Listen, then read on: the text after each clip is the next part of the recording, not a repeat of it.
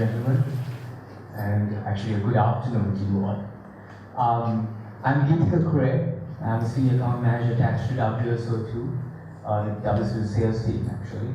And I would like to welcome you all here today to the second anniversary of the Colombo Java user group community. So I've been at the forefront the last few years, the forefront of actually selling support and services throughout right around the world.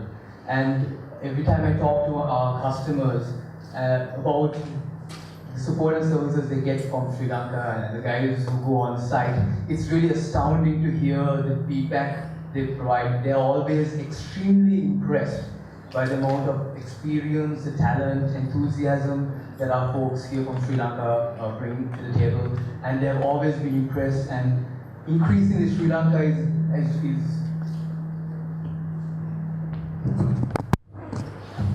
increasingly Sri Lanka is, okay, you know what, I'm going to reduce the volume, just give me a second. So, okay, that should be. So increasingly Sri Lanka is being recognized not as merely a country where you outsource your development efforts, but more as a skill hub for the whole amount of expertise that they could use to really enhance the development capabilities all around the world. So great job, it's all because of you. And I think with that sort of atmosphere in Sri Lanka, it is only right that we have this sort of forum for you guys like-minded enthusiasts, especially in terms of Java, to meet up and collaborate. I'm almost 99% sure I'm the only person in this room who has no clue as to what Java is. This is my job requirement to really specify that, but I'm sure you guys are some really experienced guys from some of the leading companies, IT software companies here in Sri Lanka. So today, given that it's the second anniversary of Java Colombo, I think it's only right that we take a look back, go down memory lane and talk about the history of this forum. So it was exactly 2 years back when the whole idea, the concept of this hangout or this community was formed. It was actually the brainchild of Dr. Sanjeev Veeravarna, who is the founder and CEO of WSO2. And the initial meetup was spearheaded by 3 individuals. That was Hiranya Jayatilaka, who is one of our product leads at WSO2, who is currently in the USA reading for his PhD. And it was also led by Prabhat Srivardhana. He's somewhere around here. He's now our Director of Security. And they were ably supported by Handu Alvis, who's one of our senior marketing officers. And if you see any really cool graphics, videos on any of these groups, Handu is a man. Brilliant talent and content. So since its inception, the last 2 years, we've organized around 13 meetups, which have always been very well attended. There have also been some very insightful presentations and workshops. And I think something that we should always note is the first year anniversary, which was held last year. We had keynote speeches by Dr. Sanjeev Veeravarna himself. And we also had a workshop on OpenShift by Shekhar Gulati, who was from Red Hat. And just the same, today too, we have 2 really power-packed presentations. I'll actually go in to introduce them very shortly. And I'd like to mention that obviously, given the fact that he was Sanjay's feedback, WSO2 has always been one of the key patrons of this forum, and I'm sure they'll keep on doing it in the future. So that's enough from me. So let us jump in straight into the workshop, which is going to start off when we go until around 6, at which point we will move on to the next keynote presentation. And to introduce our first speaker this evening, under the topic, the Java Enterprise Edition, this workshop is presented by Vijay Nair. He's traveling all the way from India, he arrived yesterday. And he is a part of Oracle India, and he has actually been there for about 14 years. Currently, he is one of the lead developer architects at Oracle. And in his free time, he uses his free time to evangelize Java EE, and the entire ecosystem that it was around it, which includes Java EE 6, 7, and NetBeans. So, ladies and gentlemen, Vijay. I don't want to keep on talking. Thanks. As I said, my name is Vijay. Before I give you an introduction about myself, thanks for inviting me to Colombo as part of JUG's second annual meetup. It's always an honor to speak at JUG events, especially Oracle takes JUG events very seriously nowadays. So it's really an honor to be here. And I also want to thank you guys for coming on this afternoon. I know it's a work day, but it's really appreciated and your part to come and attend this event. So as I said, my name is Vijay. I've been with Oracle for 14 years. I started off as a developer and I'm still a developer. Been there, worked in a lot of products. Today I work with a financial services product, which is one of the largest code bases that we have in Java EE. Close to around 15 million lines of code written in Java EE. It's a huge product that we have built on the same platform. That's my day job. In my part-time, I kind of evangelize Java EE around the world, specifically around Asia Pacific. We've got 4 Java EE people around the world. I take part in all conferences and JUG events in Asia Pacific. So Sri Lanka was, I actually reached out to Prabhat first time ever, that I think a JUG meetup was being done by Oracle, or when an Oracle representative was speaking. So it's good to be here. So what am I going to talk about in the next 3 hours is around 4 topics. So I mean, you saw the presentation schedule, half an hour, 45 minutes. So I'm going to try put the whole 4 sessions in a complete flow. Wherever you guys get bored, just tell me and we'll take a break at that point of time. So the 4 topics that I'm going to talk about is first about Java EE. The second thing is about NoSQL in Java EE. Then Android, iOS development in Java EE. And finally concurrency in Java EE. Okay, so these are the 4 topics that I'm going to talk about. And this is the flagship presentation of Oracle as part of the Java EE platform. Okay, so how many of you guys are Spring users? Use Spring? Yeah. So I'm not here to talk about the benefits of Java EE versus Spring. I'm just going to talk about the platform per se, and what the platform has today, and what the platform provides, and what is the plans for the future. So Java EE started somewhere in 2000. I started using it since J2EE 1.2.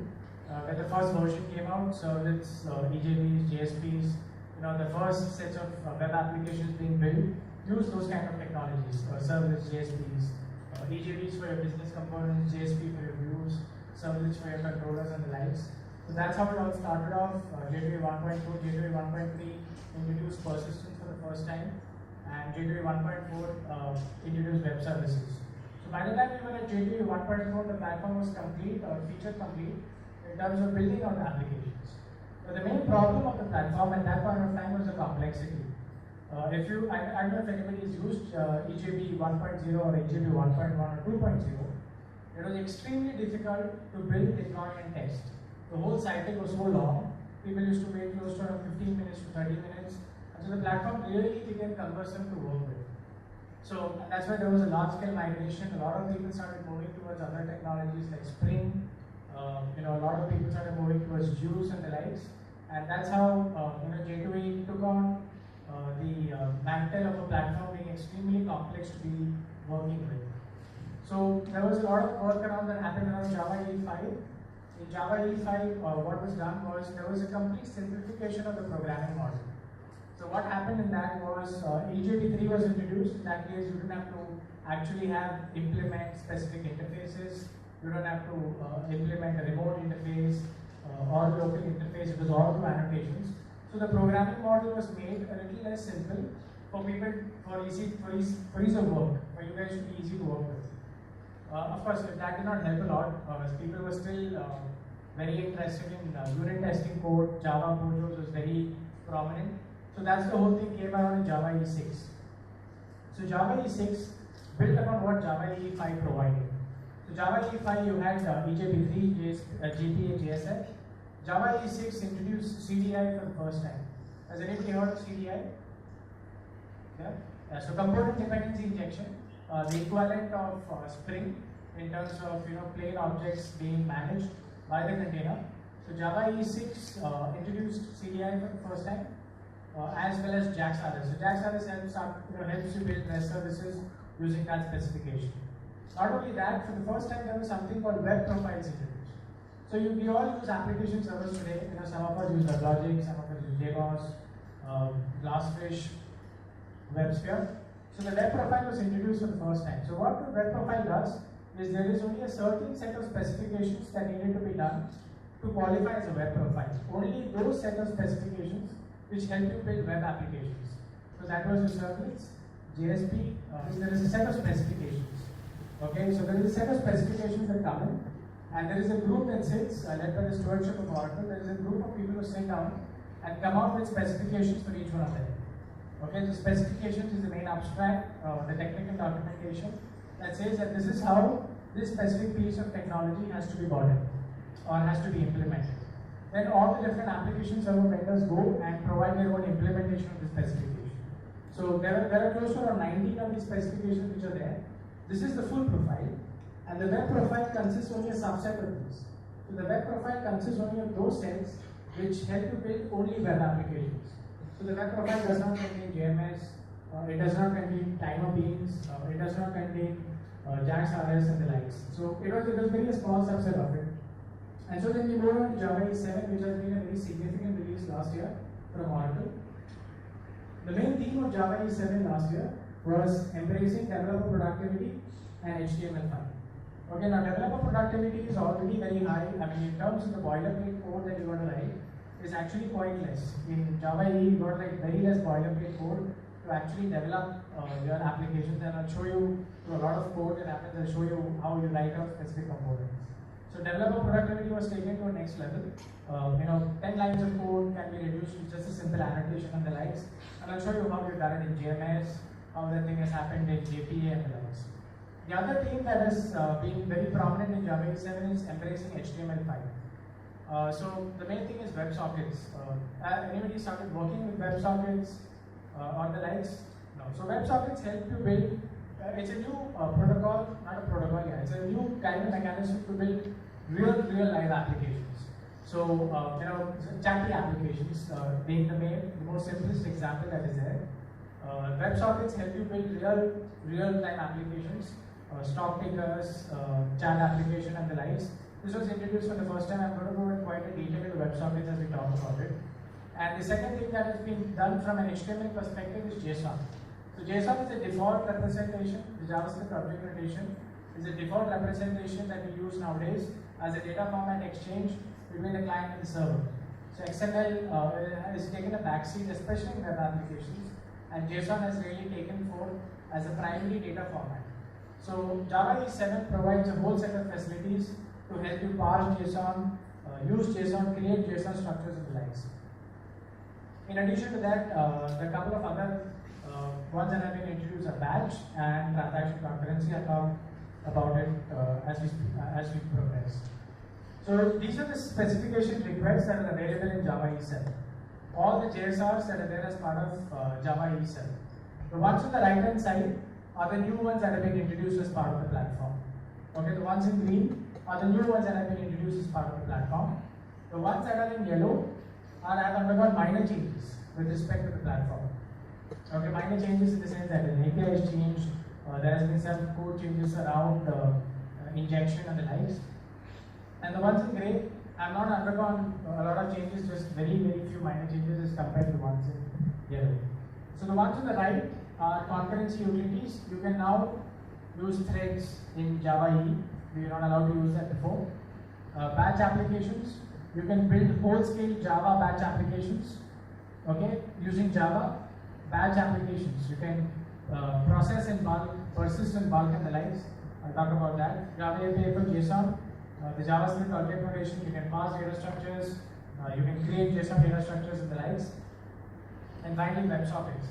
So WebSockets, I'll talk about it in short when I reach out there. JAX-RS 2.0 has undergone some API revisions. The Java API for RESTful services has undergone some changes. JMS has undergone a massive change with respect to the API. So I'll talk about that too when we reach out there. So let's talk about the first one that has been introduced in Java E7. The first one is WebSockets. Okay, so now traditionally, all of us use filters, we all use servlets, is based on a request response mechanism. So the client makes a request to the server waits, processes, sends a response back to the client. So that's HTTP, the traditional protocol that we've all used, stateless protocol, half duplex bidirectional. By half duplex, what I mean is that the client sends a message to the server waits, and then the server sends back the response back to the client. So it's half duplex. It's bidirectional because the client sends messages to the server and the server sends messages to the client, right? That's how we've been traditionally using applications today. So if you had to really build, long applications, live applications, suppose you have a dashboard and you wanted to continuously show data on the dashboard for a user, you had to basically write custom kind of code, stuff like comment or Ajax, where you have to do a long coding. You have to keep on waiting until the server kept on sending the responses. So the state was always maintained between the client and the server. So it's inefficient when it comes to such kind of applications. So this is where WebSockets was introduced in HTML5. So WebSockets was originally proposed as part of HTML5. It's a specification as part of HTML5 and not Java EE. But what Java EE did was actually adopt it. So WebSockets is different from HTTP in the sense that it's bidirectional. Client can send messages to the server can send messages to the client, and it's full duplex. Full duplex in the sense that the client can send messages to the server, and the server can send messages to the client independent of each other. Okay, it's independent of each other. It's full duplex, complete full duplex processing. So it's very different from a normal HTTP processing. A normal HTTP request is stateless. The client and the server have to be connected to each other. That's the reason why it's half duplex, because they're waiting on each other. In terms of WebSockets is completely different. The client and server can send messages to each other independent of each other. Okay, so that's where WebSockets is kind of coming up as the new protocol or the new mechanism of developing real-time web applications. It's really taking the world by storm. This was originally done by a company called Kazin, who came up with this specification. And so WebSockets has been slowly coming up. It's replacing REST in a lot of places, and becoming the de facto standard for building real-time applications. The 4 lines below, the last slide, in this slide, the 4 lines below, actually just explaining in short. So in WebSockets, what happens is, so I've got a browser and I've got a server. The first client makes a connection to the server. The first request that makes is actually an HTTP connection. Okay, it's an actually HTTP connection which gets upgraded to a WebSocket connection. Okay, so the first connection that actually happens is an HTTP connection which gets upgraded to WebSockets.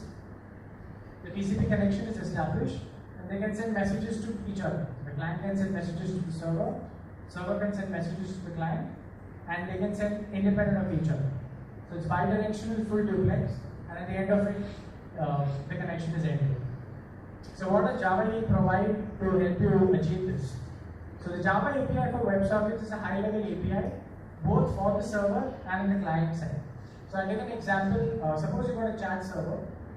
Okay, you've got a chat server which is a single entry point, right? A chat server generally is a single component which receives messages from all of us. So all of us are peers in that. All of us send messages to the chat server. The chat server is a single point. It receives messages and publishes messages to everyone. So that's a server endpoint. So Java EE helps you build the server endpoint. Java EE also helps you build the client endpoint. So since each of you are clients in the whole thing, to send WebSockets to the server, WebSocket messages to the server, the Java API also provides that. So it's available both for the client side and server side. It's both declarative and programmatic. You can put it in your XML definitions as well as programmatic. You can actually programmatically create these also. Okay, so let's take an example. I think the easiest example that's always there is a chat server. So if you have a chat server and I annotate it with add server endpoint /chat, that immediately the server recognizes it as a WebSocket endpoint. Okay, add server endpoint /chat makes that class automatically a WebSocket listener, server listener. As it listens to messages, the minute it listens to messages at the URL /chat. There are 3 methods that you need to write. Okay, on open, on close, and the message method. These are the three methods that you need to write and annotate it with those specific annotations. And I'll explain it to you in short. So let's take an example of a chat server. And all of us are sessions, okay? All of us have logged in the Gmail chat and we're sending messages to each other. As we send messages to each other, and as I create a connection for the first time, the onOpen method gets invoked on the server side. Okay, so it maintains a class level variable of all the sessions available. So it maintains a class level variable of all 100 of us or 200 of us in a specific set. So as I send a message, you send a message to the server endpoint, into that specific set, the peers get added. The peers get added to these specific sessions. So all the sessions, the peers keep on getting added. So all of us are sessions. All of us are individual sessions. I'm a session, you are a session. And at the server level, it maintains a set of all the sessions that are available at that point of time. Yeah? So the onOpen method gets invoked every time a connection is made to the WebSocket endpoint. OnClose is every time you disconnect from a chat session. The OnClose gets invoked and the corresponding set that is maintained, it removes sessions out of it. Now this method gets invoked whenever you send a message. So when you send a message, I send a message to the WebSocket server, it retrieves this message, it gets a list or the set of all the available sessions at that point of time and publishes the message. So real-time application development that can be done using WebSockets. The Java EE API provides you annotations to achieve all of that. So again, the server endpoint helps you create a WebSocket server endpoint. The onOpen is invoked whenever the session gets added. The onClose whenever the session gets removed. And the message, whenever you send a message to the socket endpoint, it takes that and publishes it to all the corresponding sessions available at that point of time. So WebSockets is taking front stage as a mechanism for developing such kind of applications. Traditionally, request response mechanisms are no longer useful for such kind of stuff. So we also use WebSockets quite a lot, especially where we need to show real-time valuations of a customer. We've got customers who keep on seeing their portfolio, how much is my portfolio worth, so we do it via WebSockets. Absolutely real time. The biggest disadvantage of WebSockets are the comparison with respect to HTTP. HTTP is a stateless protocol. Okay, you send a request and you get a response. WebSockets is stateful. Okay, because it has to maintain the connection between the client and the server. The connection is completely stateful, so it can be pretty resource intensive. Okay, so you've got to be very careful when converting any use case to a real-time app using WebSockets. You've got to be careful because it's a stateful protocol. Okay, so it has to maintain the session. It has to maintain all the sets that are available at that point of time. So it can be resource intensive. So you've got to be careful as compared to HTTP where it's just pure stateless. Okay, so everybody knows about JSON, right? Anybody who doesn't know JSON? So JSON, the JavaScript object notation, is a text format, right? It helps you define structure. It's pretty flat, schemaless. So Java never had an API to process JSON. Java has got a good API to process XML. So today, in terms of XML, there are two APIs available, right? JAX-P, which is Java API for XML processing, and JAX-B, the Java API for XML binding. Right? Java API for XML processing helps you process XML messages today. And Java API for XML binding, given a Java representation, using annotations, you can convert it into the corresponding XML structure. Right? So JAX-P and JAX-B. So in this case, what we have done in Java E7 is we have provided an API to process JSON processing, to process JSON structures. There is no API available to do JSON binding. So given a Java representation, you cannot convert it to a JSON structure, but given a JSON structure, you can process it. So that's a Java API that's available today, Java API for JSON processing. You guys would have used tags, DOM. So it's the same thing that's available today. So you got both the object model and the streaming API, similar to DOM and stacks. You can load the entire JSON structure in memory and process it, or you can even do it via events. I will talk about it as we go to the next slide. So it's an API which you can use to generate, query, parse, transform JSON any kind of structures that JSON, as level, n levels, depth levels, all of that API is available as part of the JSON thing. So let's take two examples. I've taken an example of an object model as well as a streaming API. So as I said, the object model is a complete structure in memory. Yeah? The whole JSON structure gets loaded in memory and then you start working with it, unlike the streaming API. So in this case, the right hand side represents the JSON structure. You got the type. Okay, it's a simple phone number structure. You got the type phone and the number, and the type fax and the fax number.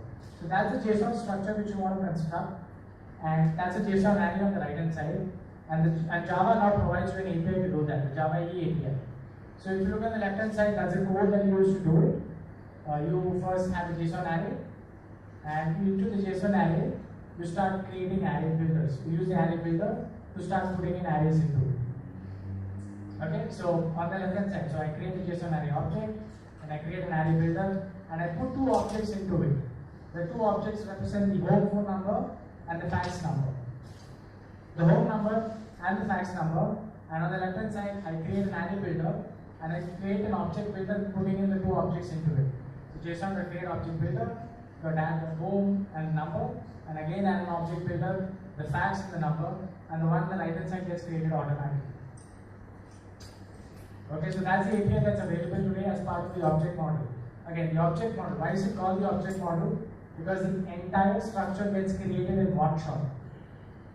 Okay, as it keeps on adding, it uses the builder pattern in Java, keeps on adding objects to the memory and flushes it at one time. That's why the whole thing happens in memory. Okay, so it can be memory intensive. So unlike stacks, which is more like an event-based thing. So this is the streaming API that's available. So what's the difference between the streaming API and the object model API? The streaming API follows an event-based mechanism. So the JSON structure is on top. The first name, last name, Smith. First name is John, last name is Smith. So I want to retrieve the value John. So I will not load the entire JSON into memory at one shot because I just want John. So what I do is I follow an event-based mechanism. An event-based mechanism helps you determine at what point of time the parser is at that particular space. So look at the code below. The code below shows how you do an event-based parser.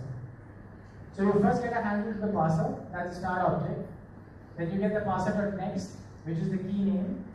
The parser.next, which is the value. So first, it goes to the start of the parser, start of the object, that's the curly braces. Then the parser.next leads it to first name, and parser.next takes it to John. So at that point of time, I say, can you please give me where the parser is? And when I say parser.getString, it will return me John. So you see the difference between the streaming API and the object model API. The streaming API is event-based. Okay, I walk through the structure, and as I walk through the structure, I tell, please give me where you are at that specific time. Okay, and then the parser returns you events, and then you can use an event to determine where you are at that specific time. So that's the advantage of the streaming API. You don't have to load the entire structure in memory. You're just using a subset of the entire thing. Okay? So that's what we have now got in Java EE 7. So batch applications for the Java platform, I'm going to be very quick on this because it's not very relevant to a lot of us, but I'll just take it to the next. So a batch program, in banks, you want to send out monthly statements at the end of the month. Okay, so you've got 1 million customers in your bank, and you want to send customer statements to all of them. So generally, how do we process it? How do we process such large batch programs? You need to all process in chunk. You need to retrieve in a chunk, and you need to process it in a chunk. If you do it in row by row, I mean, if I take 1 million customers and I'm doing it row by row, the processing obviously becomes inefficient, right? Because you got to read one record, process it, and then process that record. So the Java API for batch helps you do the whole thing in chunks now. You can read, so if you've got 1 million customers, I can read 10,000 at a time, process 10,000 at a time, and I can persist just once. Okay? So the batch API that is available helps you process in chunks. It helps you read in chunks, it helps you to process in a chunk, and it helps you to commit a single time. So if I've got 1 million records and I'm doing like 10,000 with jump, so it's around 100 commits compared to a million commits that I could have done before, 1,000 commits that I had to do before. The Java API provides you APIs, the Java E7 API now provides an API to do that. It helps you process in chunk, read in chunk, and commit in a single unit of work. Concurrency utilities for Java EE. Previously, up to Java E6, if you're using an application server, you're not allowed to open threads. If you open threads, the application server tells you that we're not going to control your threads, and it's your responsibility when it comes along that. So in Java E7, what has been introduced is that now you can open threads in the application server, and they can be managed by the application server. You don't have to worry about opening threads anymore in the application server. Previously, if you open threads, it used to start interfering with the application server threads, and the application server used to mess around with it quite a bit. And there were issues, there was no way you could do anything about it. So the concurrency utilities now helps you do that. You can create threads, manage threads, and do everything around it without worrying about it at all. Okay? So people use JMS a lot now. People are using JMS today. So the JMS 2 has undergone a massive change in Java E7. There has been a complete revamp of the API, and that's how it is. So this was how we used to do, sending a message before in JMS.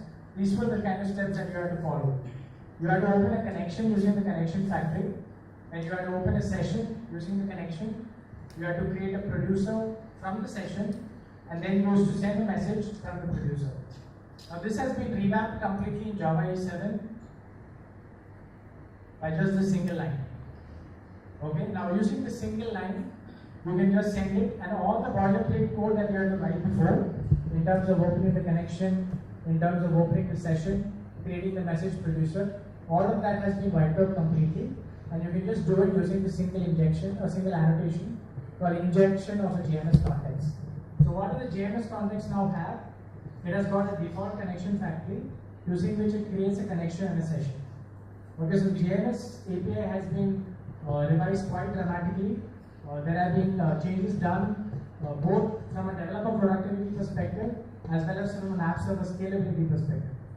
So again, as I said, so the old API you had to write a lot of boilerplate code, and all of this has been replaced with a single injection or single annotation called JMS context. Using the single annotation, you can just create the producer and send it, and the application server automatically will create a connection for you and the session. You don't have to write the old code anymore. So JAX-RS is the default Java standard to build RESTful web services today. We all use JAX-RS in certain ways or the other. So the primary aspect of JAX-RS, the RESTful services which are built on the server side, has now been augmented with the client capability. There is now also a client API available to connect to JAX-RS RESTful services. This was not there before. Primarily, it was only creation of RESTful services on the server side.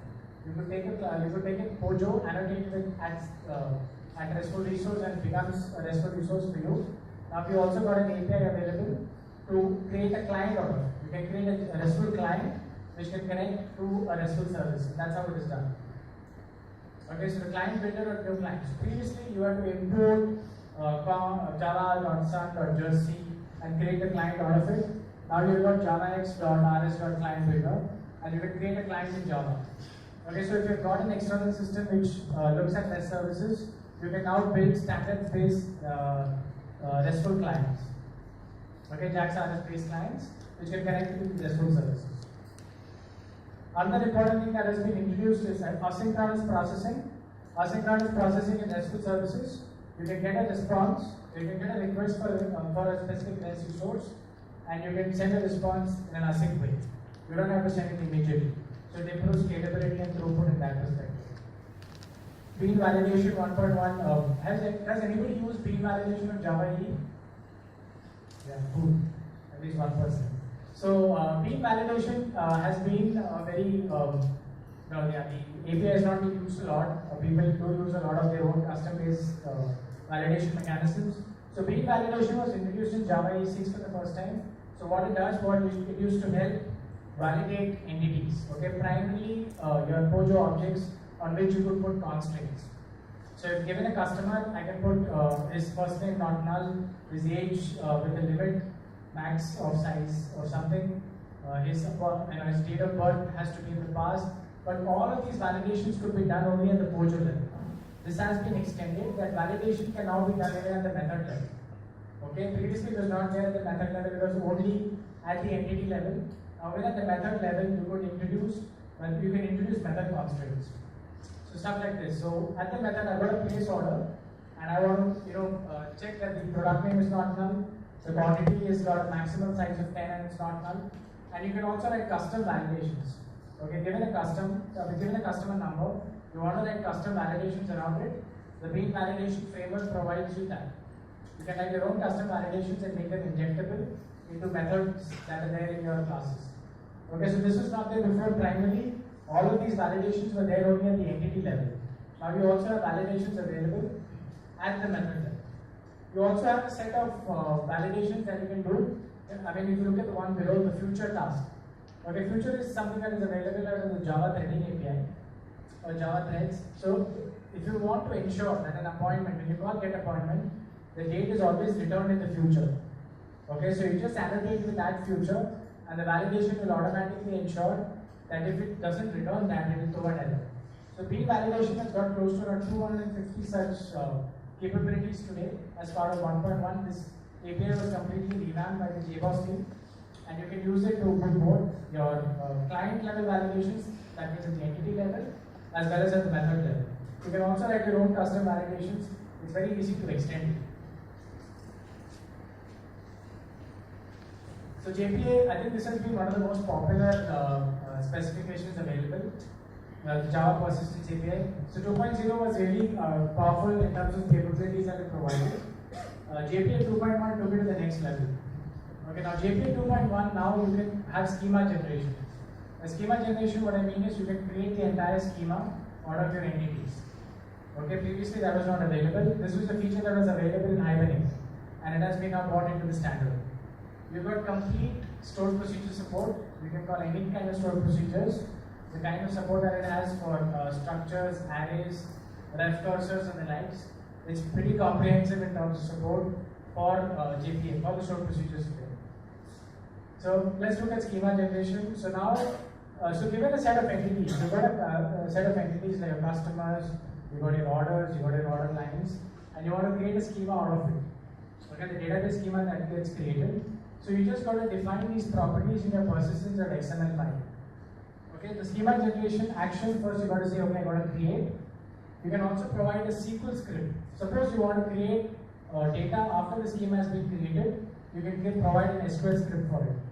You can also say that you are first to execute the script, then you execute the metadata. Metadata looks at the Java objects, reads the Java object, takes out the entities out of it, and then creates a schema. For example, I've got customer and address, and I've got customer first name, last name, and I've got an association with the address, a one-to-many address.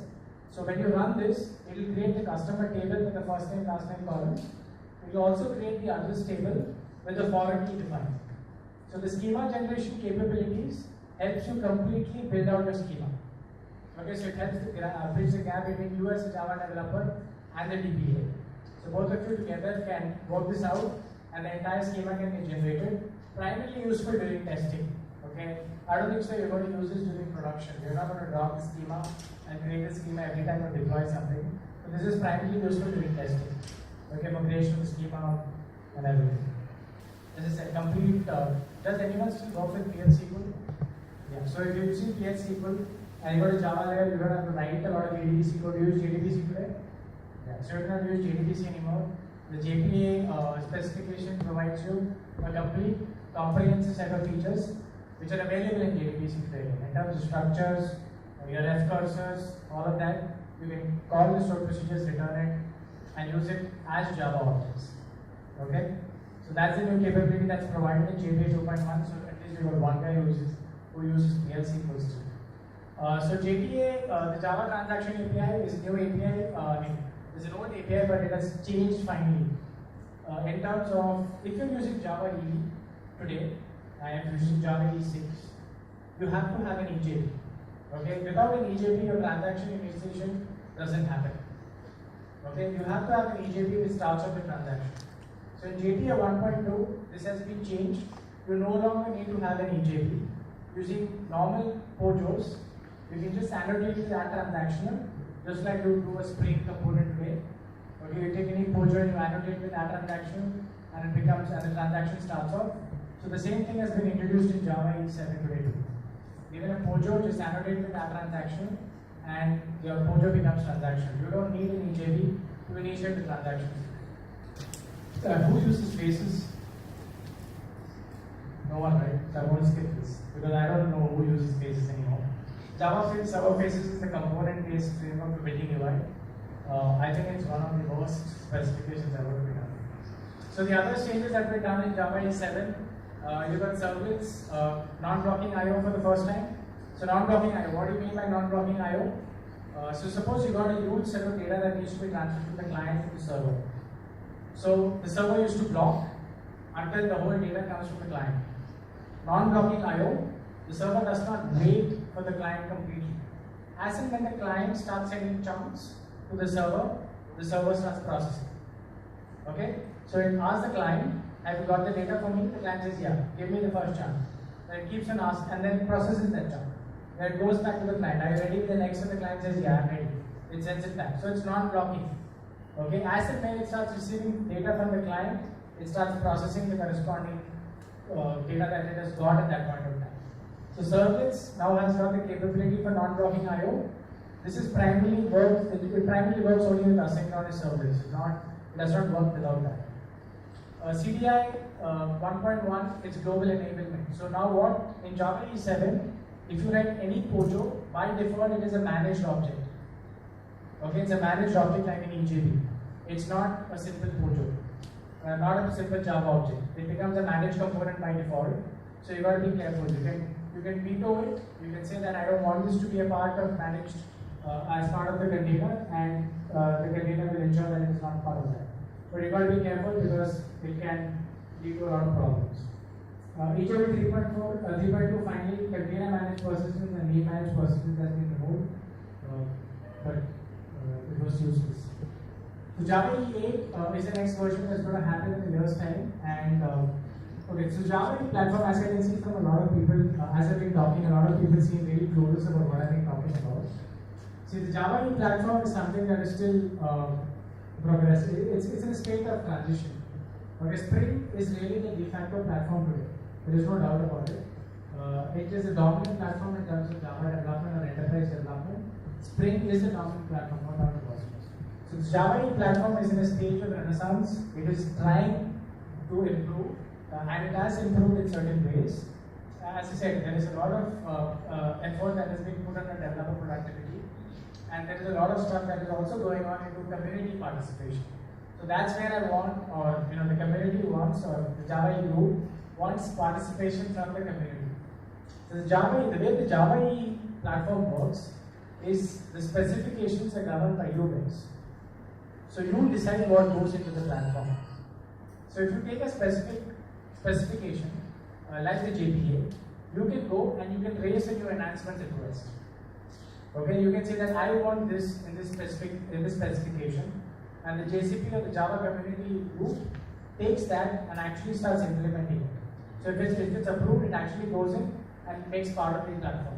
So these are the set of, a lot of community has actually told that this is what we want in the next version of Java EE. So in Java EE 7, which are the application servers which are providing a complete version of Java EE 7. So JBoss has just recently released Wildfly 8, that completely provides all the capabilities in Java EE 7. Glassfish is the open source implementation of Oracle. That has got a complete profile implementation of Java EE 7. And there is a Korean company called Tmax. These are the three firms which provide a complete implementation for Java EE 7. Java EE 8 is going to be more community driven than before. Okay, the power is in the hands of the community, and the community is going to drive it under the stewardship of Oracle. But the community is going to decide what goes in the next phase. So NoSQL, NoSQL is gaining a lot of traction nowadays. So standardization, just like in our JPA, there is going to be JPA for NoSQL also. There's going to be a lot of focus on testing. But anybody uses Archelion? No? So if you're using Java EE today, okay, who uses EJB? Okay, so how do you test? So you don't test. I'm sorry? Unit test. And how do you write a unit test to test an EJB? Archelion. So you do use Archelion. So Archelion is a de facto standard. So you need to test within the container. When you're building out these EJBs and components like CDI, you need a container to test this in.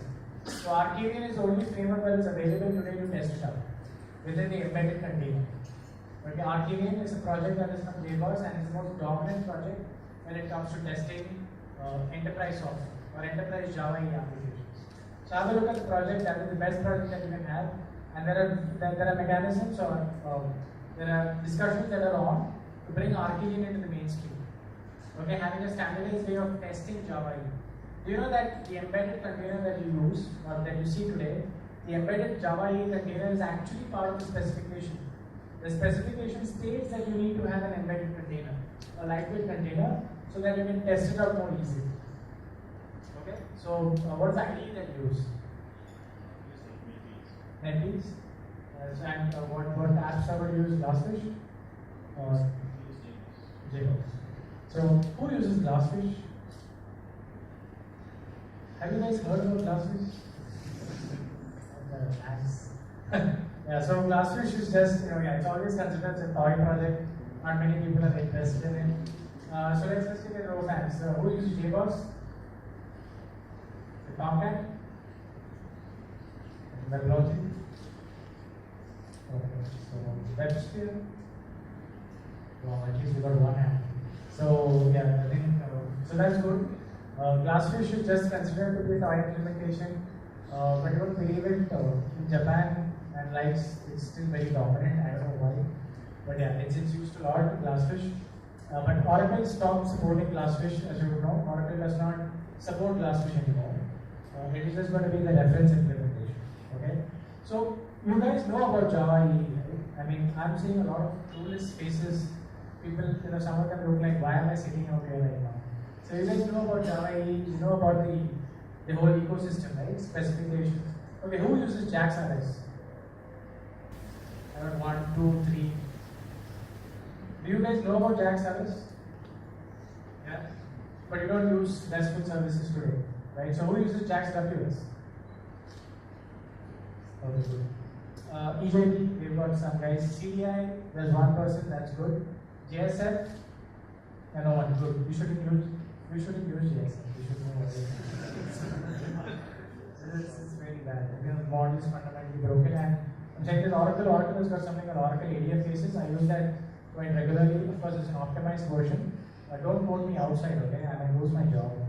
But yeah, so we use this ADF Faces, and it's really bad. I mean, I don't know who came up with that model for user development. Struts. Okay, JavaScript, AngularJS, Backbone, excellent. I think that's the way we should go forward. It's much easier to do it. So yeah, so the Java EE platform is a very misrepresented platform. When I go and talk at these conferences, like last month I was at JUDCon, the JBoss user conferences. The JBoss user conference in Bangalore, it had its annual conference, and people were just clueless as to what I was talking about. So I was talking about CD, and I assumed that everyone knew about the Java EE platform. So that's why when I went back and I talked to the guys in the US, I told them, you know what, I go to these conferences and 90% of the crowd is just waiting to get out because they really don't know what is going on. So that's why I think the education of Java EE it has to happen more, and the platform has to be used more. The only way to do that is to actually go back to the basics. If I say EJB today, a lot of you are going to say, are you serious? Who uses EJB now? Okay, the component version of EJB is much lighter than a normal Pojo today. Okay, it is much lighter than you can use, and with that single Pojo, you get all the capabilities that are there. you get transaction management, you got scheduler services, you got timer services. All of this is available with EJB today as a simple Pojo. So the impression that you guys have that boilerplate, it's cumbersome, I'm not going to use this, I may not get a job in the market if I say that I use EJB or the likes, it's totally wrong. EJB is still very relevant, okay, and the programming model, the likeness of it is still very relevant today. It has been improved quite dramatically, and EJB in Java EE 7 is EJB 3.2. It's much better. Okay, you just take a simple Pojo and you compare it with an EJB, the likeness or aspect of it, there's no difference. The only difference is EJB comes with again transaction management. It comes with a whole set of facilities that you won't have in the normal Pojo. Okay, so that's the impression that I've been trying to tell people that Java EE is not the platform that was before. How many of you guys think that Java EE won't survive? Let's be honest. Do you think Java EE will survive? Well, let's be honest. It's a conversation. Let's talk about it. Do you think EJB will survive? Raise your hands if you think EJB will survive. So it's going to be only the Pojo model, right? People truly believe that it's going to be the Pojo model that's going to survive. Yeah, so I'm of a different opinion. I believe the EJB model will survive, or the CDI model will survive. But yeah, it's a choice that you guys have, and it's a choice that as platform providers is very important for Oracle also to invest in stuff like that. Oracle believes in this quite a lot, otherwise Oracle does not, trust me. Okay, so I've been there for 14 years, I know how their company works. They truly believe in this platform, and that's why they've been investing a lot in gaining this and taking the stewardship forward. So we hope the community participates a lot to that.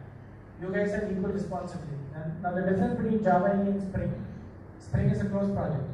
Okay? I'm not saying something bad about it. Spring is owned by a company called Pivot. You guys have heard about Pivot? Yeah. So tomorrow Pivot decides to do something about that thing, then it's really bad for us guys. Java EE platform is different, that it's driven by the community. It's not driven by a specific company, it's driven by the community. There's a group. So you've got people like JBoss, IBM, Oracle who all sit down and decide what's best for us and then come up with these specifications. Okay, so that's the difference, and do participate. Okay, now I think until last month when I reached out to Prabhat and I came to know that the Colombo job was not even registered as part of the official thing, so I'd actually reached out to Nagaraj, who's the guy who's responsible for them, for Java user groups around, and I told them to get Colombo job registered too. So as part of the Colombo job activities, I think now what's very important is you can start doing stuff like this. Okay, you can adopt the GSR. So suppose tomorrow there's a new GSR that comes and says that, okay, we're going to standardize NoSQL, and this is the GSR that is there for you. Okay, so we're going to standardize the way you interact with the document store, or we're going to standardize the way that you interact with a key value store. Any kind of NoSQL database and a GSR gets released for it, you guys can adopt it. Okay, adopt it and start building up samples, check for defects, bug fixes, and the likes, and publish it. Now the advantage of it is, the more you do it, the more you stand a chance of being as part of the executive committee. And this actually happened. You've heard of Morocco, right? A country called Morocco. It's got the smallest developer population that I've ever seen. But because of its active participation in this, it's actually got a seat in the executive council of Java. So these guys, what they did was when Java EE 7 was being released, they took this up, they took a lot of GSRs, they built out applications, they built out samples, they actually had a couple of issues which turned out to be major bugs, and the community was impressed, Oracle was impressed, and they were granted a seat. So I do hope, and I've been telling the same thing, it doesn't matter to me whether it's India, Sri Lanka, they're all part of the South Asian community. It doesn't matter. Okay, as being such a large developer population, okay, it's responsibility for us also to give back to the community, and I know that in Sri Lanka it happens quite a lot. Okay, I think WSO2 has been that as part of the Apache community, they're pretty strong in that. So we need to get that even in the Java space. So do get involved in this. You can adopt the GSR, you can participate in community projects. And I'll tell you a community project that I'm involved in quite heavily. It's called the Cargo Tracker. Okay, even if you're using Spring on that, the design philosophy, do you guys use domain-driven design, anybody? Has anybody heard of domain-driven design? So domain-driven design is a methodology of building software, in which the way you write code is the way you speak a business language. Okay, as you're speaking a business language, you start writing code. So it's a very business-driven way of building software. It's called domain-driven design. Look it up. It's important for all of us. It's by this guy called Eric Evans, who evangelizes this concept. It's very neat, very easy, very structured. You've got proper separation of concerns, design principles, and everything. So the cargo tracker, in 2004, you were at the pet clinic, the pet shop clinic. There was a sample project that was there before, the blueprint architecture. So this has been revamped for 2014. The cargo tracker is a project which shows domain-driven DDD principles and Java E7 platform. We're using both of these, how you can build out a complete application. So it is being built for both desktop and mobile. Not only for desktop, but even for mobile applications. If you check out the code, you can see that it uses Foundation. Anybody use Foundation? Foundation spaces on the front end. It has got samples for RESTful, it has got samples for WebSockets, it has got samples for JMS, it has got samples for eventing, all of that. So it covers everything that is there. Please do participate in this. You can review it, you can contribute, you can make anything to it, and you get recognized at much higher. So Glassfish 4, okay, is the reference implementation of Java E7. Okay, so Glassfish 4 it's not supported by Oracle anymore. So it's just a reference implementation, and then you can use it and start bringing out samples and the likes and try it out. As I said, as we stand today, it's only Wi-Fi 8, which is JBoss's open source application server, Glassfish 4.0 and Tmax. They implement all the specifications as part of Java E7. Your WebSockets, your batch, the concurrency, your JAX-RS, GMS, all of those are available as part of that. So give it a shot. I mean, Wi-Fi 8, I've heard good reviews about it. You can use it. It's quite good. Okay, they've got a very good new web server called Undertow, and it's supposed to be 100 times faster than Apache. That's what they claim. These are the resources that are there. As I said, it's a transparent group. You can be part of it. You can subscribe to any project. You can subscribe to if you're interested. So even if you're using Spring or Juice or Scala or something, there are certain aspects that you still use from the Java perspective. JPA is something that you still use. Okay, JAX-RS is something that you will still use. So you can be part of these individual projects. You can be part of these individual projects, contribute to it, spend your time around it. It makes a lot of sense, and it's quite knowledge. Okay, there's a lot of knowledge that is available out there. Okay, that you can use to further your knowledge about how the whole thing works. And the aquarium is the final one. That's it. We are part of something called the aquarium. We are a fish, right? The Glassfish team. So the aquarium is where we live. Okay, so the Oracle Aquarium log. Keep on visiting it. You'll get a lot of details about what's happening in the Java EE space. Go some conferences. What's happening in Java EE8. Now there's a big survey going on where community people have been asked, what do you want to do in Java EE8? Okay, like for example, as I said, JSF is going to be completely replaced by something called a Think UI architecture. Okay, and that's pretty impressive. That's what's being built. Okay, so there is going to be a Node.js or a Node.js kind of style being brought into Java EE. Okay, so we want to be one step ahead of what people need to do in the market. So please do keep on checking it out. As a kind of marketing study, hardware and software and everything. Okay, so I'll move on to the next one. Unless you guys want to break or something. Any questions? At least one question. Okay, I've given, there is a bunch of CDs available out here that I've given to Prabhat. You can borrow it from him. It's a complete technical kit for Java E7. You can borrow from him, install it, and set it back. Unfortunately, we can't use a USB and the likes because of some export restrictions and the likes. That's why we're still distributing CDs. There is also a book by a person named Arun Gupta. If you've heard about him, he is a very famous Java EE guy. That is there. So you can use the book that shows you everything which is available from a Java perspective. It explains kind of everything that is there. So I'll move on to the next one. Shall I move on to the next one? Okay, so I'm going to talk about NoSQL. Who uses NoSQL today? Any kind of NoSQL databases? Which one, sir? Which one do you use? MongoDB. Now what do you? Okay.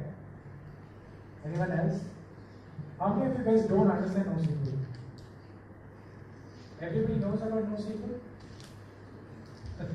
I don't understand NoSQL. Anyway, okay, I'm going to talk about NoSQL today from the perspective of what Oracle provides. Okay, this is not a standard game. NoSQL has got a lot of variants, a lot of flavors, and there is just no standard available for it. So what does Oracle provide in terms from a Java perspective, both from Java as well as Java EE? I'm going to talk about it a bit. Okay. Okay, just forgot to mention one thing. Right, that's my email address and that's my Twitter handle. If you guys at any point of time do develop an interest in Java EE, do write to me at any point of time. I'll be glad to respond to you at any point. The NoSQL landscape, okay, it's not only SQL, NoSQL is, term is not only SQL. The landscape is quite variant today.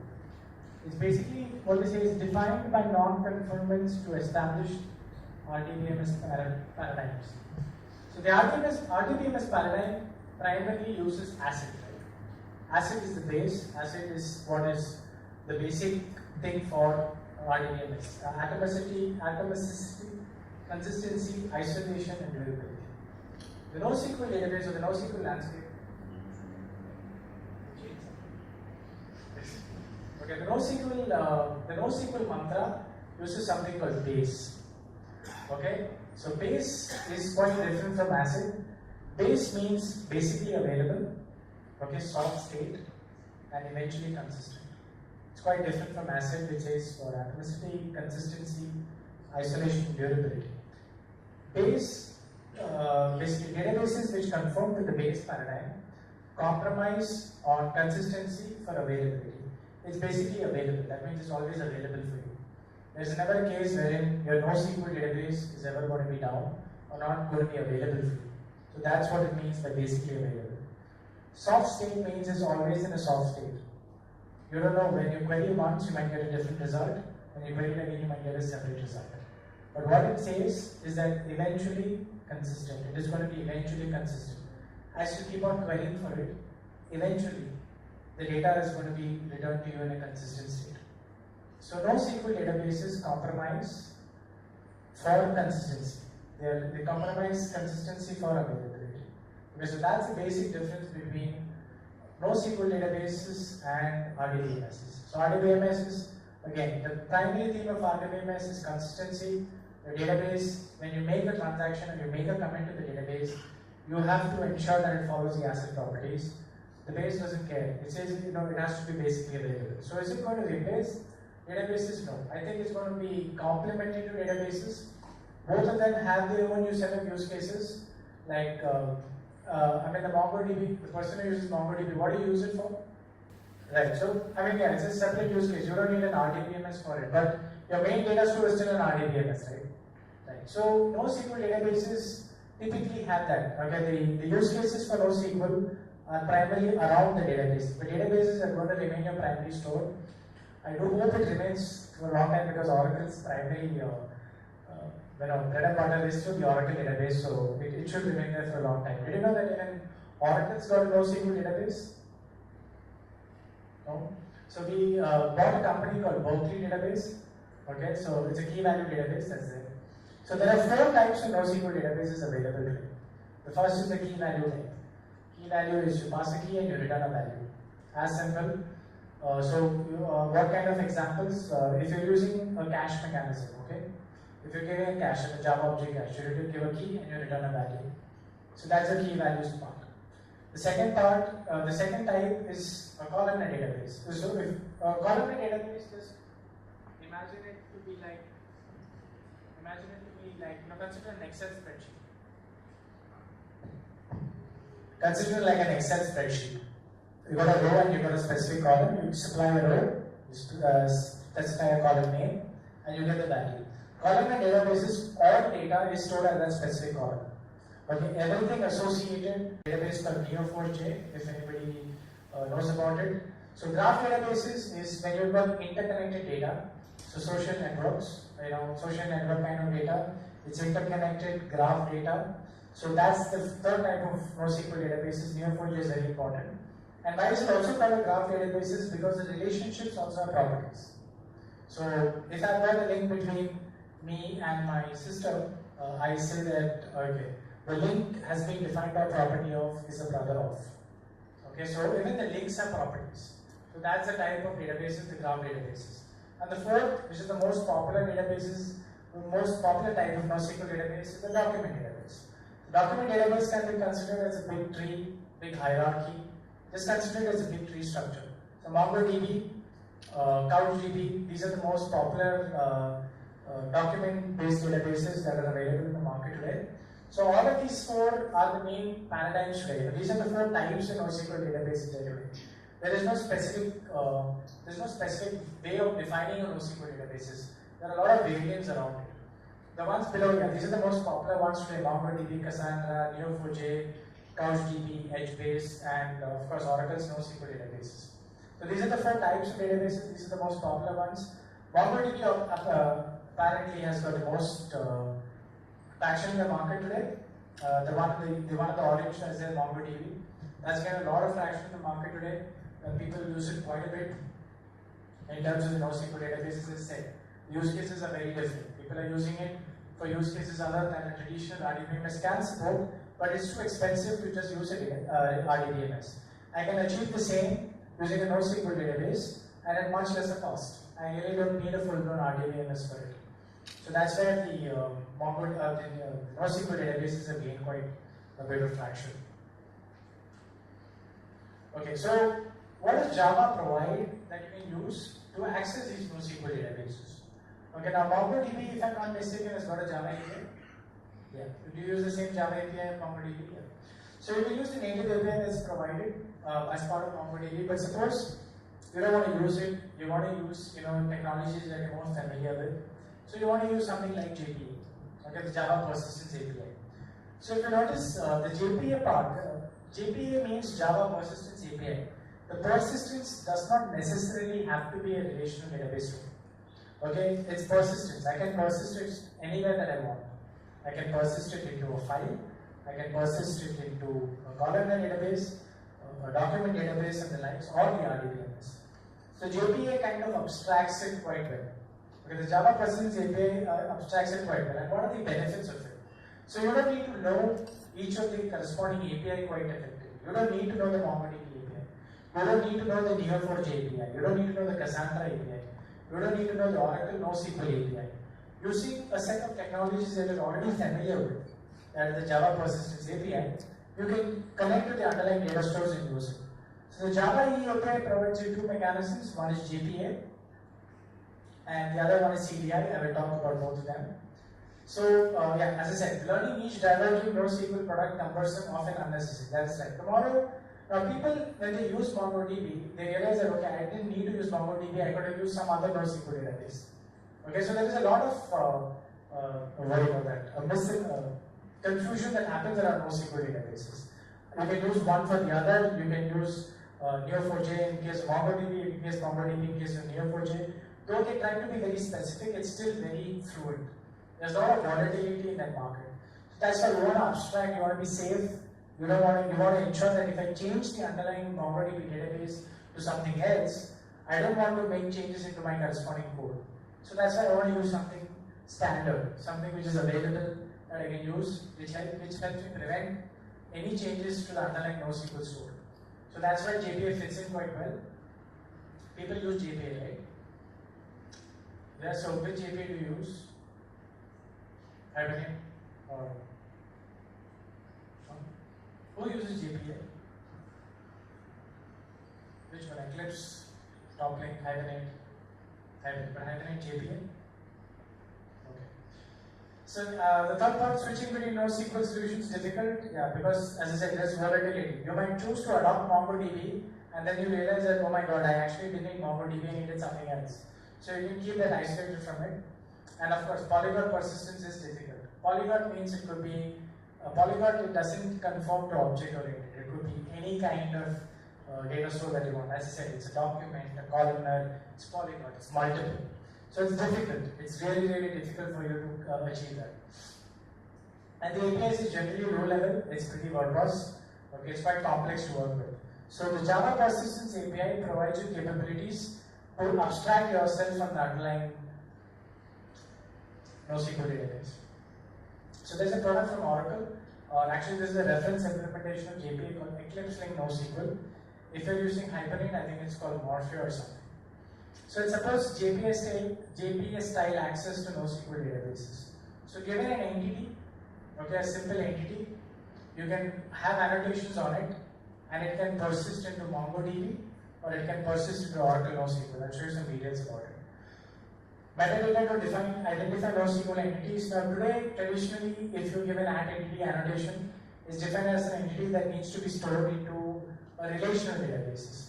The minute you mark it as NoSQL, it is marked as something that needs to go into a NoSQL database. So let me show you some code. Probably that would be.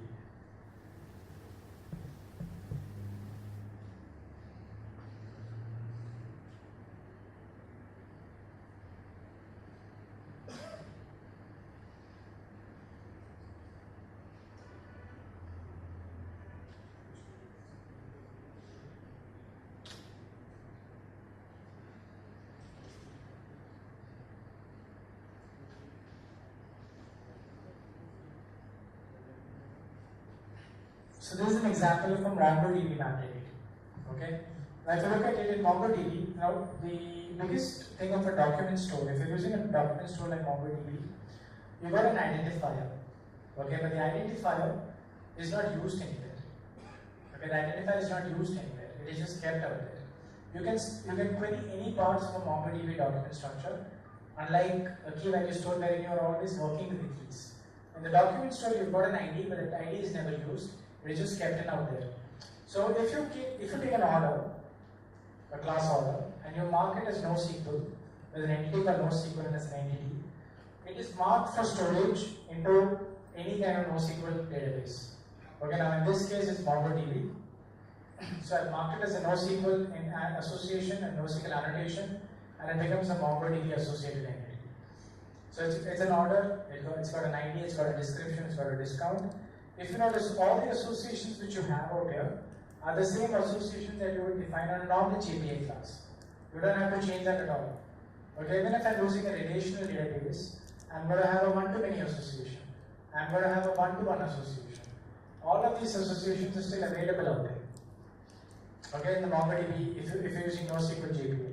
So if you're using that, you can maintain your existing code base, and you can just continue using that without any changes to the MongoDB style of working. So the same thing I do. So if so this is the customer class, and I've given it a NoSQL annotation, and I've given it an ID. The ID uses the generated OID, UID from Mongo. So as I said, Mongo databases, in MongoDB, the ID is never used. But if you notice this class is the same class that you would use as a normal JPA entity. There is no difference between this and a normal JPA entity, except for the annotation for NoSQL, which says that this is actually to persist it into a NoSQL databases. Now, how does MongoDB actually look like? Okay, so I presume a lot of people have not even worked with it. So let me just open MongoDB for you. So MongoDB runs with, I'm just running it as a daemon right now. So this is MongoDB, and the Mongo database opens up. Okay, so let's just keep it as that. Now I'm going to use. So this is a shell. This is like an SQL shell that you generally use for executing Mongo commands. So it shows. So this is the only database that's available out here. So now what I'm going to do is I'm going to run some test cases and we walk through how you can create a database, how you can insert data into a MongoDB database using JPA. Okay, so that's it. Showed you here this one database available today, and this is the MongoDB service running. I think one of the biggest, the scariest parts of MongoDB is, even if the database is not available, it will create the database for you if you run it for the first time. Okay, unlike an Oracle database or a MySQL database, you need the database to be present. In MongoDB, when you just run it, if the database is not present, it will create it for you. And once a database is present, it puts in records as collections, so tables as collections. So you've got a set of collections and you can consider it analogically similar to tables. Okay? So it's got a set of collections. I will show you as I go through the code, I will just show you how it looks like. So I said Eclipse Link is the reference implementation. These are extensions. These are not part of the standard binding. I'm not talking about standard-based access to NoSQL databases today. That's going to come in Java EE8. This is just Eclipse Link NoSQL, which is extensions to whatever is available today. So as I said, you guys support JPA-style access to NoSQL databases. You got metadata to identify NoSQL entities via the NoSQL annotation. And you've got initial support from MongoDB and Oracle NoSQL. So this is going to be changed. You're going to have more of Cassandra, HBase, and CouchDB in the next release. But right now you can use MongoDB and Oracle NoSQL. So support mixing relational and non-relational data in a single unit. So you can also store data into your database, into your Oracle database, and you can also store data in your MongoDB database in a single XML file. You don't need to define it separately. All happens within the single persistence unit. So that's the advantage of Eclipse Links NoSQL. Eclipse Links NoSQL. So can I just use JPA to NoSQL? Can I just take the concepts that are there in JPA today and can I apply it to NoSQL? No. So the core JPA concepts apply well. So entities like custom order, they work well. Element collection, one-to-many associations, they also work well. MongoDB is the only NoSQL database which supports joins in certain terms. I mean, they don't support joins, but they support relations. Okay, that's the only NoSQL database today which supports joins, unlike any other NoSQL database in the market today. So all of those that you can see, entities, element collections, one-to-one, one-to-many, the associations, many-to-one, version numbers for optimistic locking, pessimistic locking, those core JPA concepts apply well to NoSQL databases. Some concepts apply with some databases, like for example, JBQL or the query languages work only with MongoDB. They don't work well with, not even with Oracle NoSQL. Name-native queries, they also work a little bit, but not completely. Pure relational concepts don't apply well. I mean, they don't apply at all. You cannot have a sequence generator. Okay, you cannot have a column.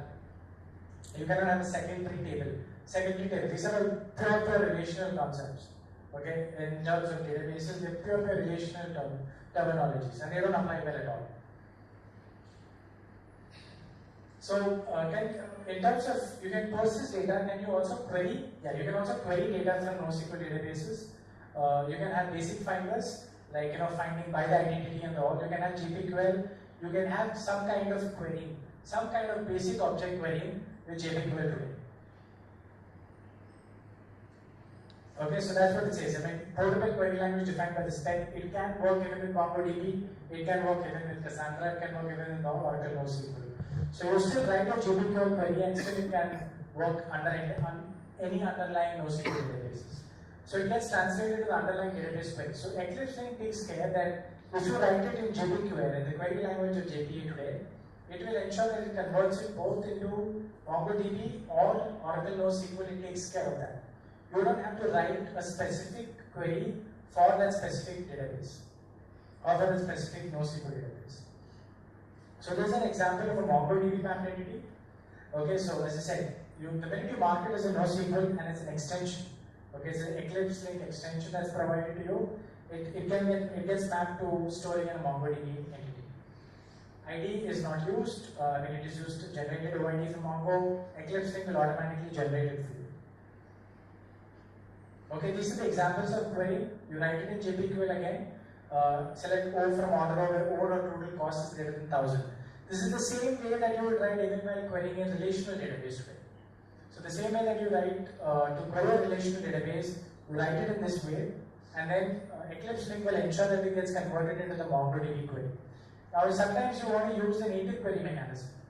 Okay, so that's why JPQL will also give you the Eclipse Link also gives you the capability to create native queries. Okay, native to MongoDB. So if you're more comfortable writing MongoDB native queries, you can write them below just like you've done it, like db.order or find one.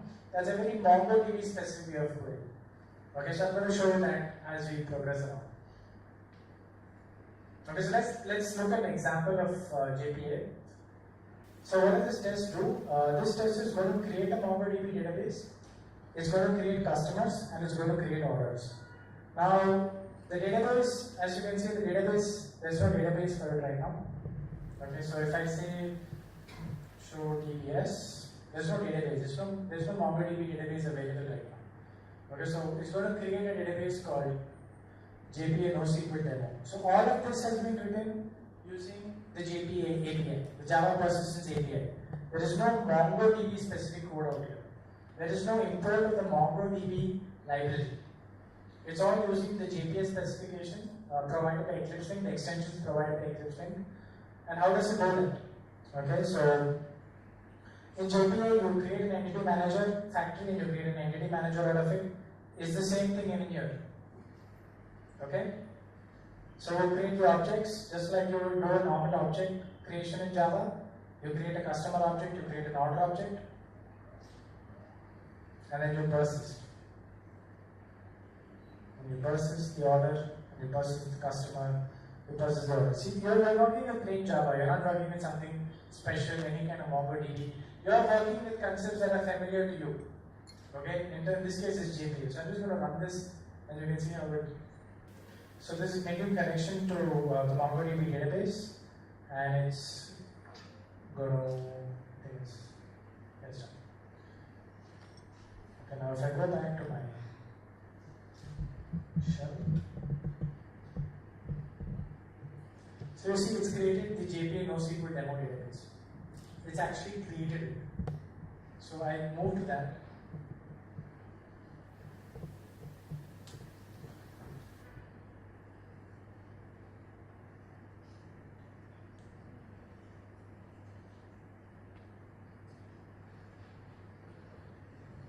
So I ran the query db.order.find. Okay, so order is a collection. Consider it analogically similar to a table. And if you notice, it's created these two IDs. But it's created these two orders. Underscore ID, which is a MongoDB way of identifying an order, that's done by you by Eclipse Link automatically. So underscore ID again. So the total cost, two orders that are there, and it's also created a couple of customers. These are the two customers that have got it created. So as you can see, MongoDB is very loose that way. The database doesn't have to be present. The first time you create it, it will automatically go and create it for you. Okay, and then it puts records into something called collections or the tables, as you can identify in an RDBMS. So that's the thing of using Java EE. Using Java EE, JPA, you can do that. Now, is there anything else available? Yeah, there is also another way of doing it. Now, in case you don't want to use JPA or you still want to abstract a little further,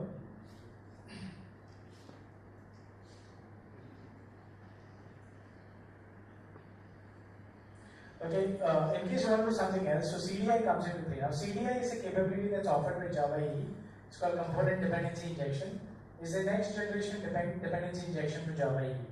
So it takes a lot of ideas from Steam, Juice, and Spring, and it comes up with this whole dependency injection framework that is there in Java EE today.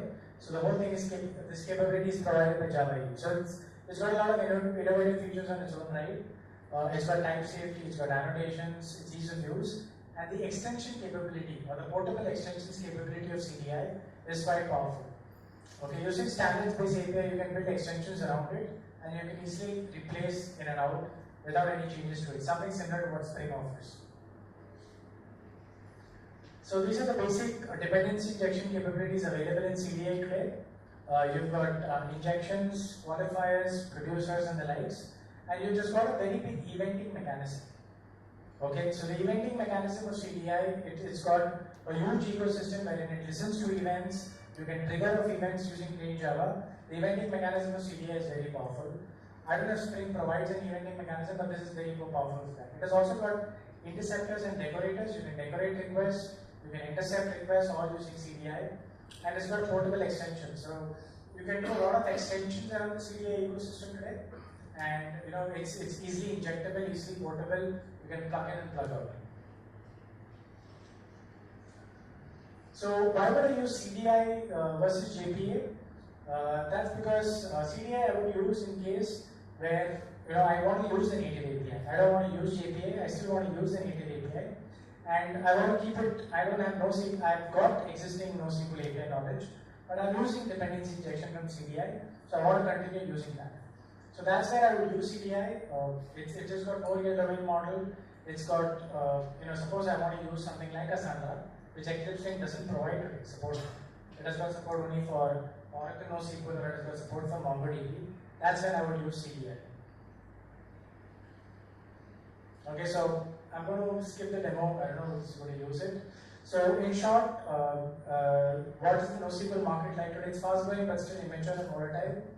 Okay, it's a lot of stuff that's going on in the NoSQL market. People are actually using NoSQL solutions today for use cases where traditional RDBMSs are no longer cost viable. I don't need that. I mean, I'm okay with a database which offers me base capabilities and not ACID. I'm okay with that. That's when I want to use NoSQL databases for it.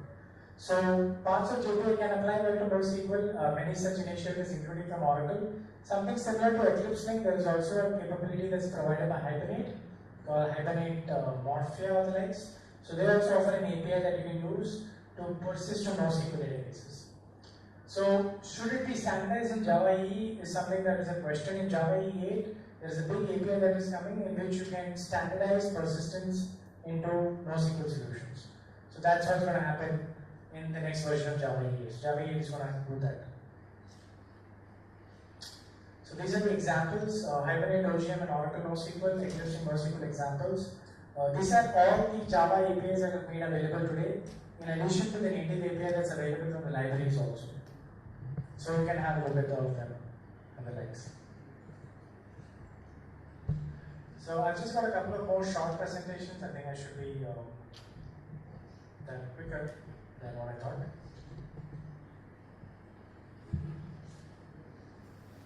Okay, this is going to be a very quick presentation.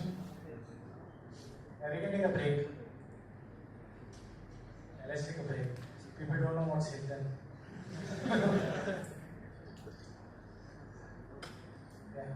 We take a break and then we'll come back for some more gyan. Okay, some more knowledge before you guys figure out, what the hell is going on out here. It's mostly the Java C side of it more than the EE. And it's really web services for XWS we use and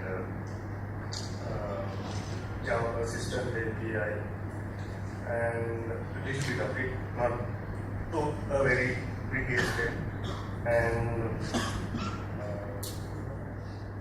yeah, we use the JBoss server. Which version of JBoss? It's 5, version 5. For the deployment purpose. Java 8 Java 8 No, Java 8. Java 8. So what do you think about Java 8.6, Java 8.7?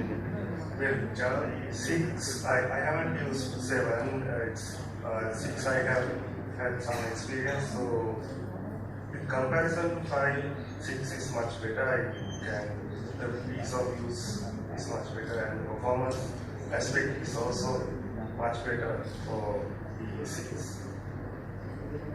So I'm not a very big experienced guy regarding Java E6, but with the bits of it, I'm happy. Thank you. Very good. Okay, anyone else? Always migrating that to is kind of a big problem to us. But for new products and all, we are using GPA. What are your thoughts on Java 6, Java 7? 6 and 7, we are actively monitoring what things that we get out of that and what we have in JT5.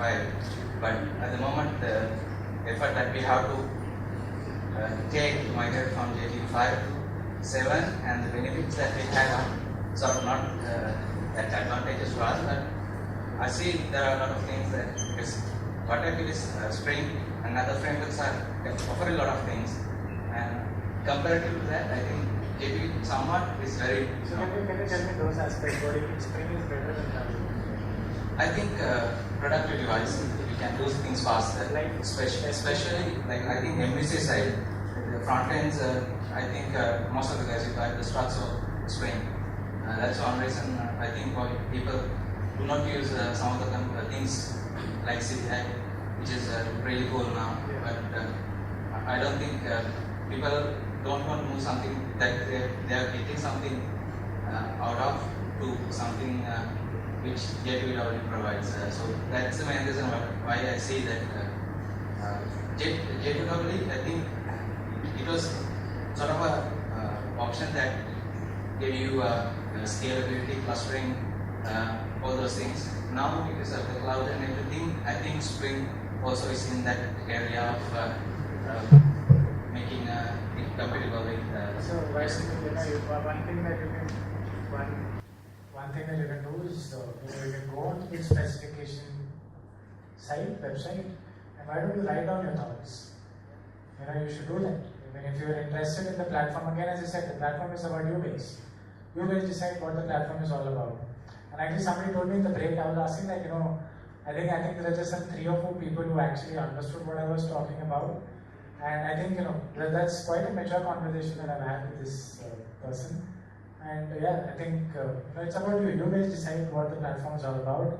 And if you're frustrated, you don't like it, you just write it out under the website, go to the specification list and say that, this is what I see somewhere else. Okay? Thank you. Anybody else volunteering? No. Okay, so let's look at the final session. A couple of sessions, very quick ones. Not much demos around it.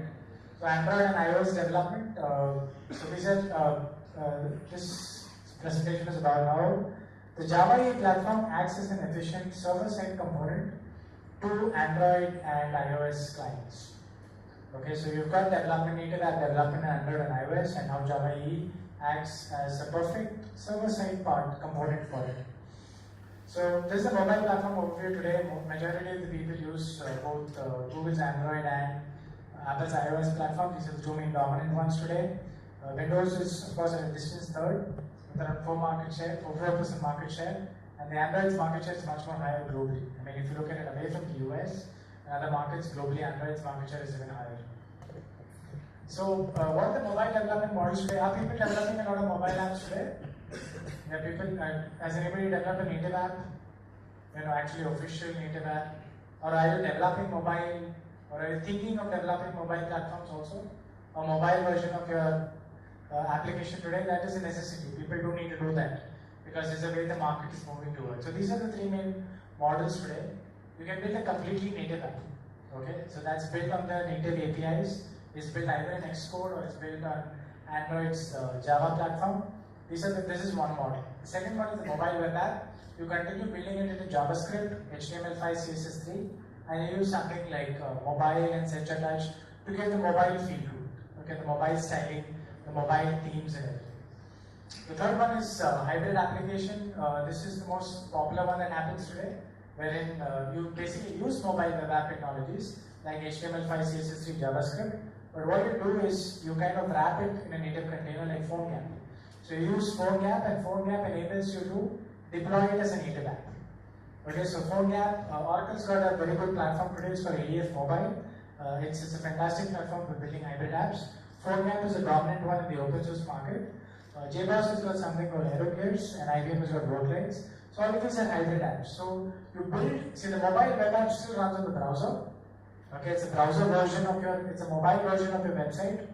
Mobile version of your website, it fits in much easier into the mobile screen size and stuff like that.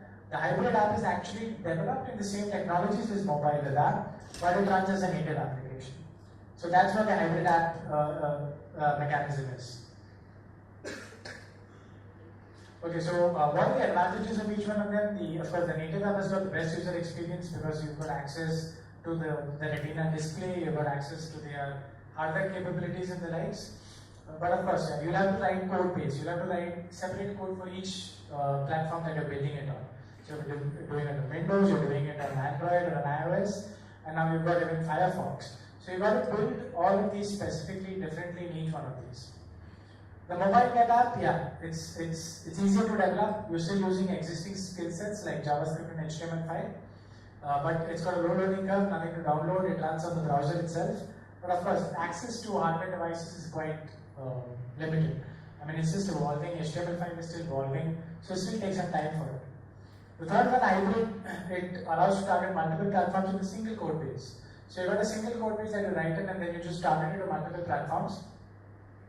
And you still got access to the device capabilities. You can use the accelerometer, you can use the navigation capabilities, the camera and the lights, but a single code base. You just write it once and just deploy it across these platforms. Of course, native development may still be needed. There may be some performance variations also to it. So if you're developing an app, okay, you develop a native app which is deployed on Android or iOS, it still has to communicate to the server, right? The server is where it resides. The server component of it is the one that accepts requests both from Android and iOS phones or Android and iOS apps, and it has to send back responses. So if you're using LinkedIn, or if you're using Airbnb, if you're using a local travel portal or the like, so you've got a UI part of it.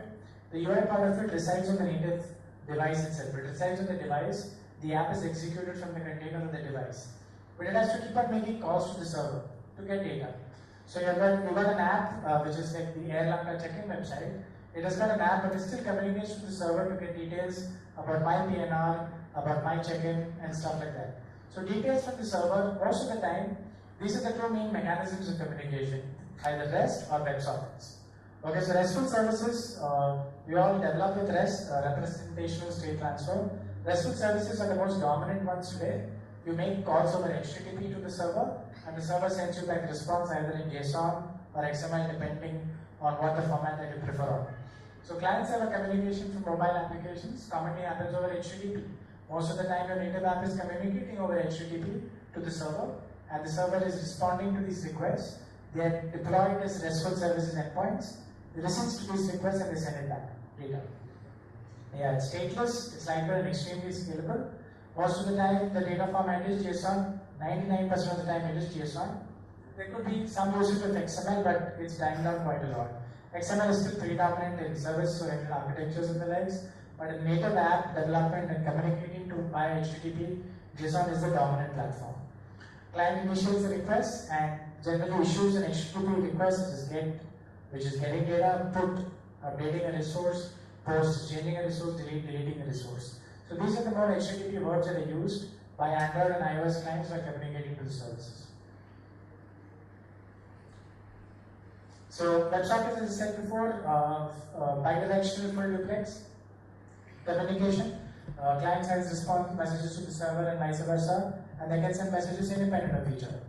Initial handshake happens over HTTP, but there is something called an HTTP upgrade that happens. So once the first connection in WebSockets is always an HTTP connection, and that HTTP connection then gets upgraded to a WebSocket connection. So that's how this thing works. It's asynchronous, yeah. Suppose both asynchronous and extremely low lag communication. It is low lag because there's no, as I said, they're sending messages independent of each other. It's totally non-blocking, they're not dependent on each other. Perfect for applications like chats and games, but it is making a big foray even into business applications today.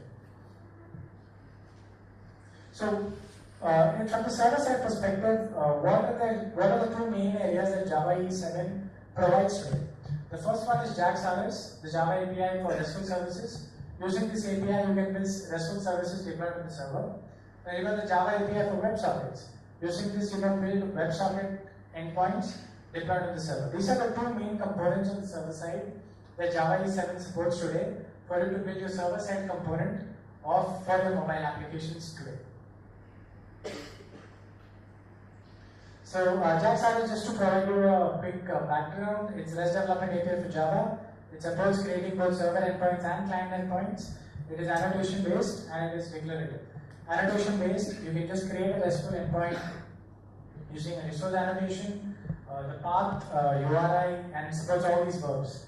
The get, the post, the put, the delete, path params, query params, producers, and consumers. So it's very annotation based, it provides complete support for all the HTTP verbs today. JAX-RS is a dominant way of building it. Of course, there are implementations for it like CSF, Glassfish has got its implementation, WebLogic has got its implementation is Josie. That's the implementation that is commonly used in WebLogic and Glassfish. And that's the primary area of support in JAX-RS from these app server perspective. So this is an example of a JAX-RS RESTful resource, an example of an ATM service. So the first one is, the first method that it uses is give it the balance for a particular account. So the minute you annotate with add path, that automatically becomes a RESTful service. That's the only annotation that you need today to deploy or mark a service as a RESTful endpoint. And you give a path to it. So /ATM/card ID with card ID being dynamic. The card ID dynamicity is provided at runtime by the corresponding Android and the iOS app. The first method is a normal get. I want to see the balance of this specific card ID with this specific PIN number. So this is the generic way of actually creating a REST resource. Most of you guys are already familiar with it. So that's the get, the path slash balance. So if I do slash ATM slash card ID slash balance with the path pattern of card ID, this REST resource will return me the balance for the specific card identifier and the PIN.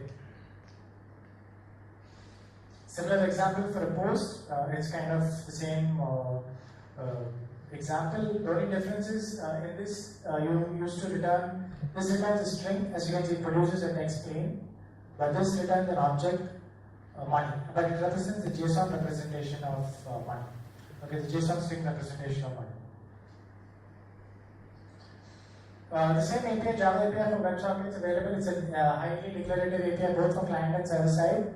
The minute you annotate an endpoint with server endpoint, it becomes a WebSocket listener. It starts listening for WebSocket requests, and you got to override three methods: the on, open, on, close, and message method.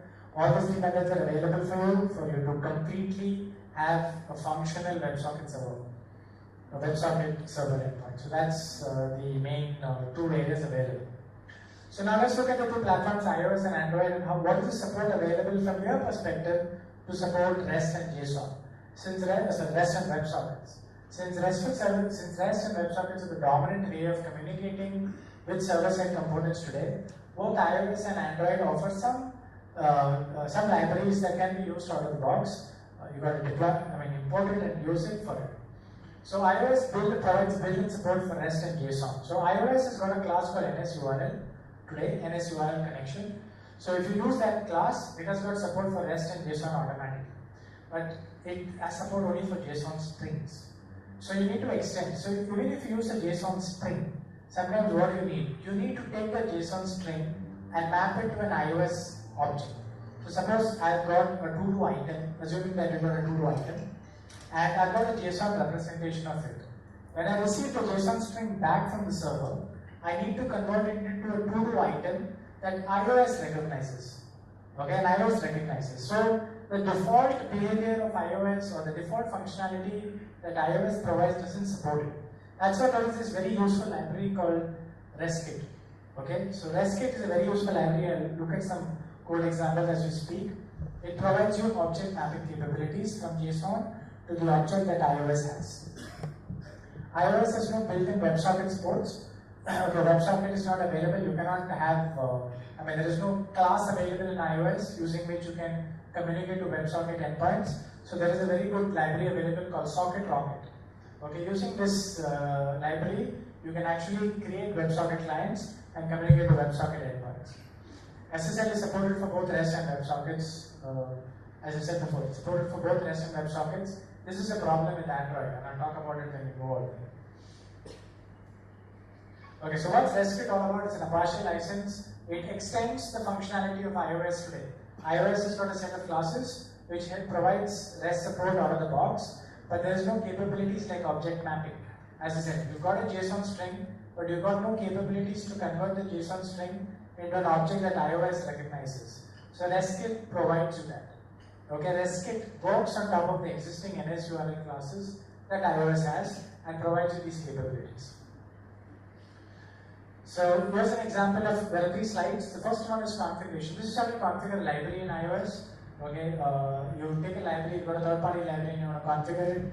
These are the steps that you normally do. So the first part is RESTKit configuration. You need to configure register. So just consider it like your webinf lib, right? In a web application, you put libraries in your lib folder for it to be recognized by the application container or by the application's JVM. So it's the same way. You first got to register the library in iOS. So this is how you do, I'm going to share these slides. So this is how you register the library. Once you register the library, okay, now you're going to start working with the library. Okay, this is how you do object mapping. As I said, NSURL connection classes which are provided by iOS, they don't have any object mapping support. Okay, so this is what RESTKit offers you object mapping support. So as you look at it, if you look at these, okay, so this is my main class. This is a class that is available in iOS, to-do item class. Now what I'm saying is the mapping converters which are here, ID, my ID. So what it does is whatever JSON string that you get, okay, gets mapped to the corresponding to item class attributes. Okay, so this is the object mapping service. This is provided by RESTKit. Okay, this is not provided by iOS, or it's not provided by the iOS platform. RESTKit provides you out-of-the-box capabilities to map JSON strings to corresponding object representations. So that's the capability of RESTKit. It extends, and you've got object relational mapping, object JSON mapping. Sorry, not object relational mapping, object JSON mapping. Giving a JSON structure, I can map it to the corresponding data that's available or the corresponding attributes of my to-do item keys. RESTKit also offers you capabilities to communicate with the service. Okay, so if you don't want to use a corresponding NS URL connection, RESTKit offers you capabilities, and these are the two methods that are used using which you can communicate. So once you have a service communication to a REST service on the server side, once the JSON string is available, the JSON mapping happens automatically to the object, and you can use an object representation in your iOS code, just like you would do like a normal Java object mapping. So that's the capabilities of RESTKit. RESTKit extends iOS today. Now, iOS also has got an inbuilt class called NSURL. This is not using any third party. The NSURL approach means that these are classes that are provided by iOS. You can use the NSURL, you can use the NSURL connection class, and you can connect to any resource on the side and say that the response is going to be in JSON format and it's going to be a post. So as you can see, all of this is available out of the box with iOS, but this doesn't have any object mapping support. Once you get a JSON string, you need to parse the string like a normal string parser that you would do. Unlike RESTKit extends it. RESTKit enables you to take the JSON string and convert it into an object that is recognized by iOS. So that's what RESTKit does. That's what RESTKit enhances iOS, NSURL. Okay, the second one is Socket Rocket. Socket Rocket is a capability using which you can build WebSocket clients to connect to WebSocket endpoints of the server. It's almost the same thing. You do the configuration, you've got a mapping class, and you've got these are the corresponding delegate methods that are available. So you open a socket, you receive messages from the socket, and you close sockets, and you fail with others. So these are utility methods that are available in Socket Rocket. These are very useful if you've got WebSocket connections. Okay, so iOS doesn't provide anything out of the box. You've got to use a third-party library like this to actually use it. So Socket Rocket is a very famous one that is used, or a very popular library that is used in the iOS world. So the same thing, you've got, if you've coded in iOS, you realize it's a mix of functional plus object-oriented programming. It follows the iOS methodology of programming. So this is how you kind of open connections and close connections with WebSocket or Socket Rocket, which is there. So all of this, the SR WebSocket is a class that is available with Socket Rocket, and Socket Rocket also has all these corresponding callback classes, like the delegate class, the open method, the close method, and stuff like that. So all of this is provided out of the box if you use Socket Rocket. Okay. In case of Android, what does it support? If I have to use REST and WebSocket. So Android comes bundled with Apache HTTP client, if you already know about it. It already comes bundled with Apache HTTP client. It has also got a rudimentary JSON library from JSON.org. That means you can take the JSON structures and convert it into Java representation of objects. So Android comes with a small utility that's available out of the box. There is no out of the box REST support in the sense that you've got Apache HTTP, but you don't have support for verbs like get, put, post, delete. You don't have support for it. You've got to write code in Apache HTTP client. So that's available in Spring, Android, REST template, and RESTdroid. I'll talk about it a little bit more. And of course, it's no out-of-the-box WebSocket support too. So the main two things that are used in REST is RESTdroid. RESTdroid is a library which is quite popular, using which you can connect to RESTful services from Android clients, and you can also connect to, using Autobahn Android. That's another one that you use for connecting to WebSocket endpoints. So these are the two more popular ones that are there.